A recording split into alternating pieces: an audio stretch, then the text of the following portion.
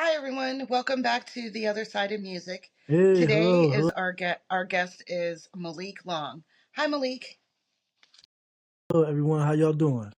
Good, good. Thanks for taking time out today to do the podcast.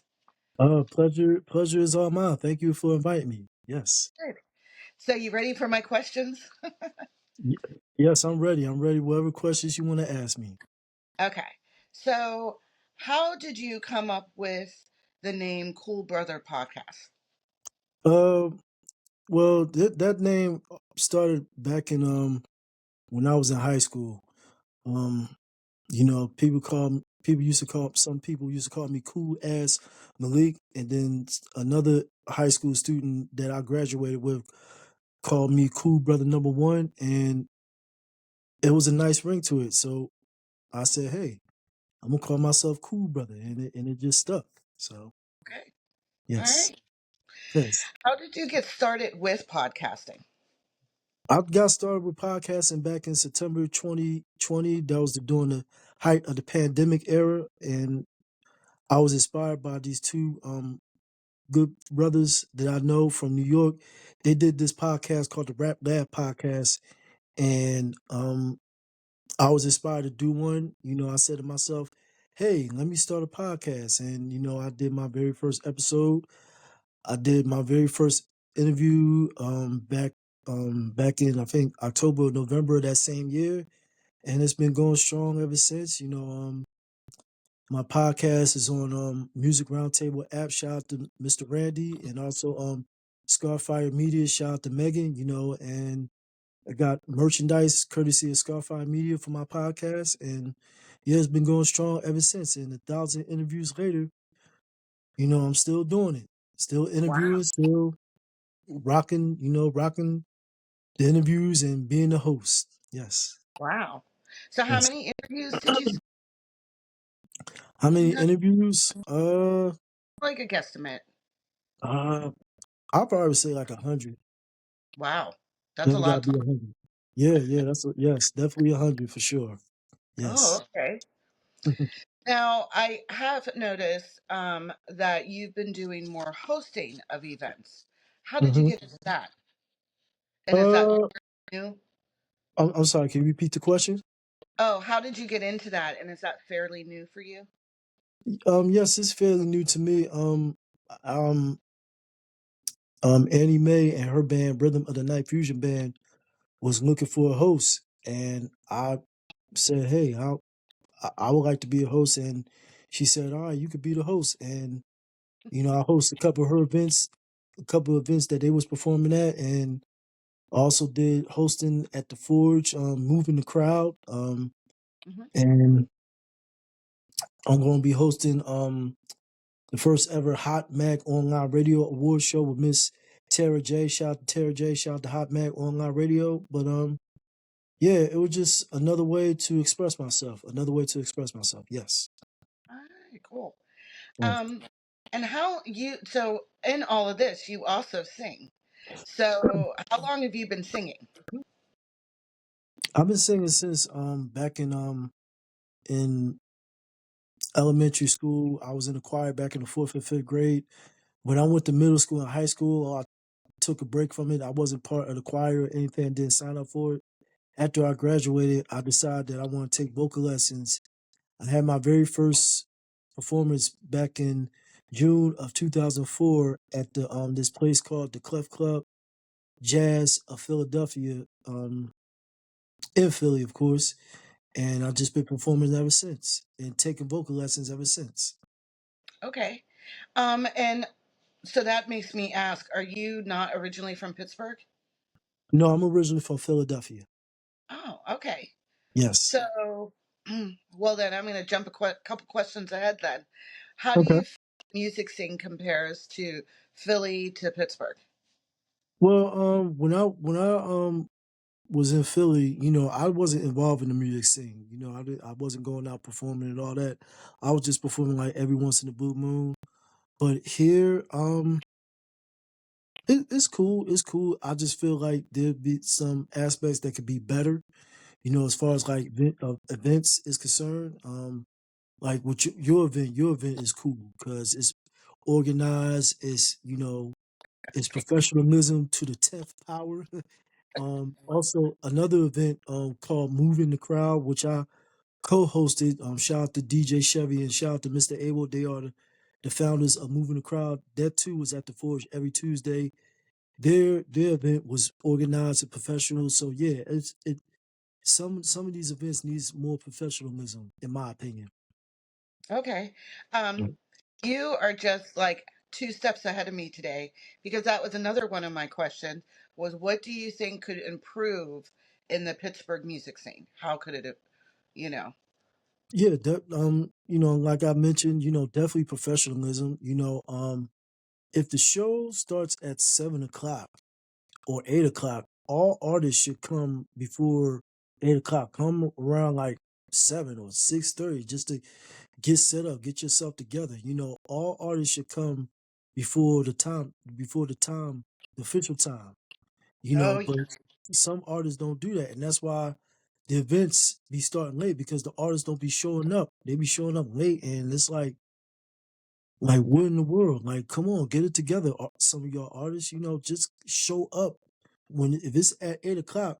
Show up around 7 o'clock. Show up around 6:30. Show up around six. Like if I'm an artist and the show starts at 8 or 9, I'm gonna show up around 7:30 or 8 o'clock. If it starts at 9, I'm gonna show up around 7:30, 8 o'clock, just to get Yeah. myself together and do what I have to do. Keep myself centered. But some of these artists show up whenever they want to show up, and they wonder why. You know, they wonder why the time has changed. The time has changed regarding starting this event, Mm-hmm. and it's like because you don't show up on time, y'all be late. Mm. Your tardiness. I'm a stickler on that one. Yes, yes, yes, This will ma'am. be the Yes, second show that you're in with. Um, yes. and I'm like, boom, this is the time Hmm. you need to be there. Yeah, yes, yes. But See, everybody shows up. yeah, And yeah, definitely, yeah, so we're all ready. Um, definitely. so yeah, I also, what do you think about like, I don't want to use the word gatekeeping, but things aren't shared in the music industry as well as they should. Like I'm currently speaking to, well, a new artist to me. And he just won an award. He won a talent competition. Hmm. And I'm like, what talent competition? And I asked several people about it and they had never heard of it. Like things like that. Like it needs to be shared more or Yeah, I do agree. As far as talent competition, I'm all for participating in talent competition, but it has to mean something to me. Like, am I going to win something? Am I going to win a trophy? Or am I going to win a cash prize? Like with these talent competitions and showcases, I'm not knocking some of the promoters that do it, but it's like I used to do these showcases to pay to play. I don't do it no more because I just feel like I'm not getting nothing out of it. All right, if I'm getting something out of it, if it's like a cash prize or or a trophy, okay, yeah, I would spend like $20 to perform. But if I'm just paying just to perform, then no, that's not good because like there was an event, one of the events, not Uncut James, because that was a dope event, but there was another event that was happening, and a lot of people was talking about it on their Facebook page how it was unprofessional and you know and I was talking to one of the performers on Sunday, this past Sunday. She said there was 70 performers performing. Yeah, that's what she said, 70. And I'm like, what? Are you serious? 70 performers performing. And I asked her, well, what time did you leave? She said she left at 2 o'clock.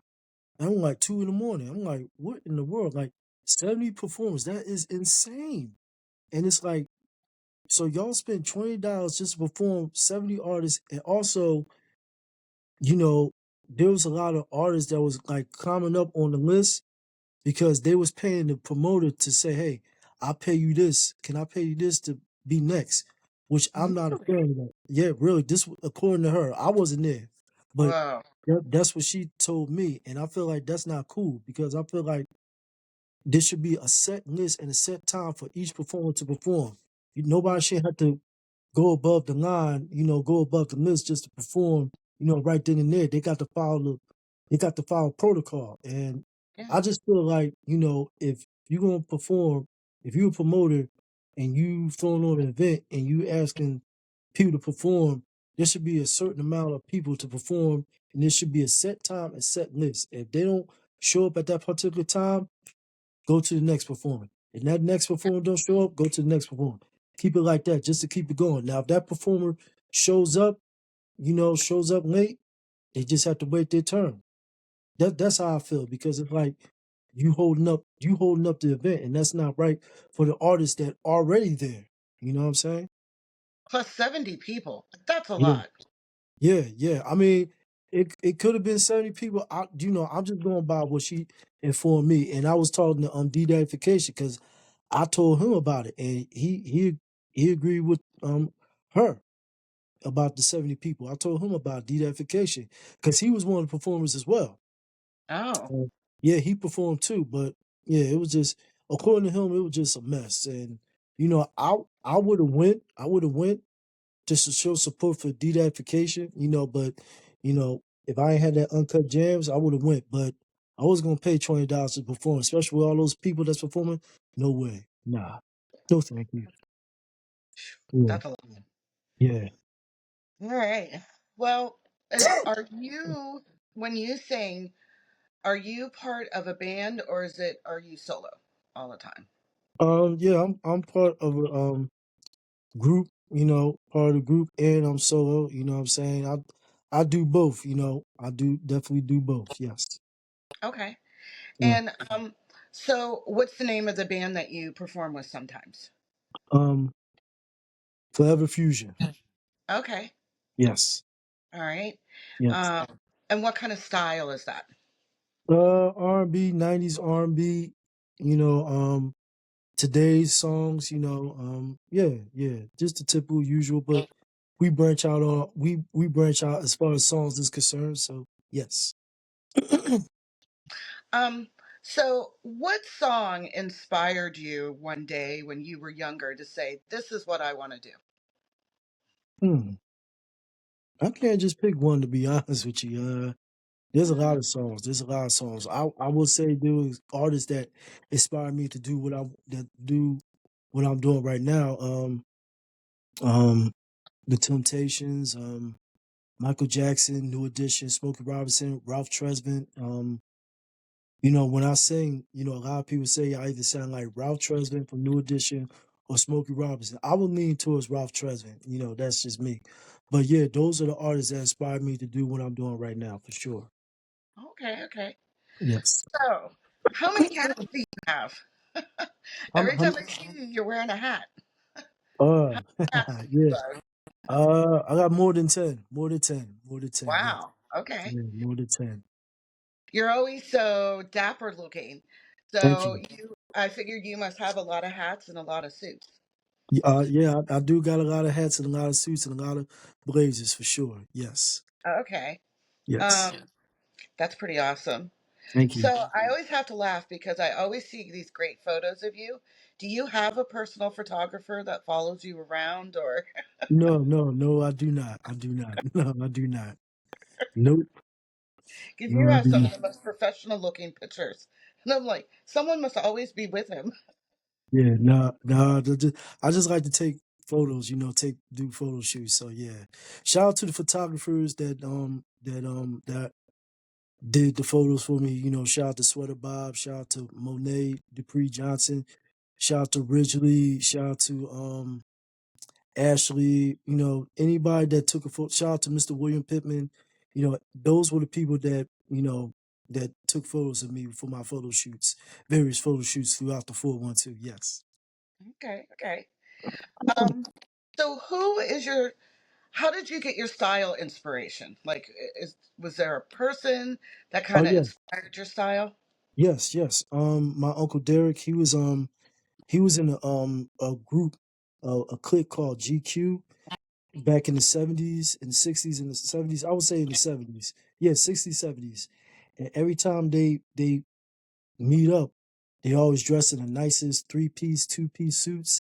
And I saw how they dress, and I was inspired, and I said, "Hey, I want to dress like them." And I've been dressing like that ever since. Like 90% of the time, if I'm out at an event, 90% of the time I'm even dressed in a suit or a blazer. If Yep. somebody didn't see me in a suit, they're like, "Oh my goodness, man! Damn, I ain't recognize you because normally you be wearing a suit." I say, "Yeah, I'm on my off day right about now." Yeah, yes. So, do you have any goals for your podcast, like future goals, or Uh, you uh, I would doing it? say doing more interviews, of course, doing more live, in person interviews. Also, quite possibly do like interviews with famous artists.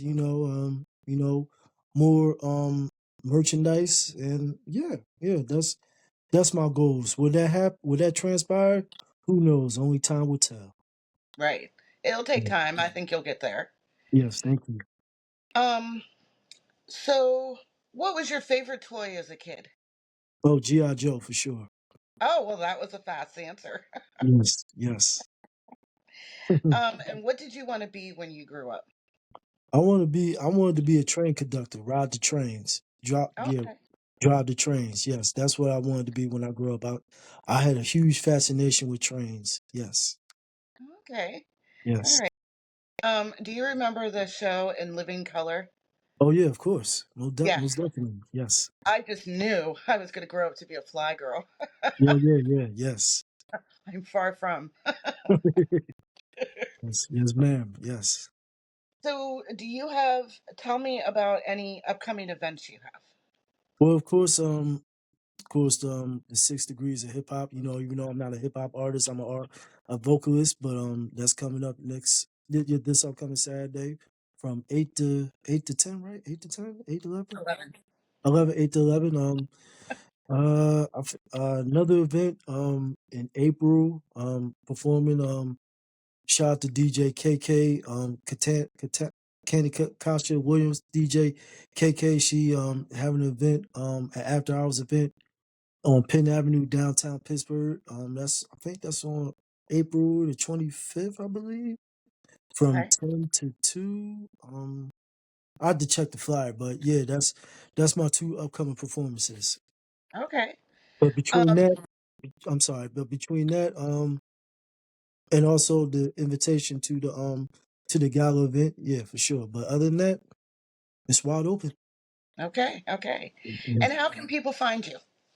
They can find me on Facebook, Malik Long. Also, I got a page for my podcast, the Cool Podcast with the Cool Brother. I took a break from Instagram, Instagram Cool Malik 82, but I deactivated it. I might get on this month or next month, who knows? But yeah, they can find me and follow me on, Malik Long or the Cool Podcast with the Cool Brother via Facebook. Okay. All right. So, Yes. anything else you'd like to add?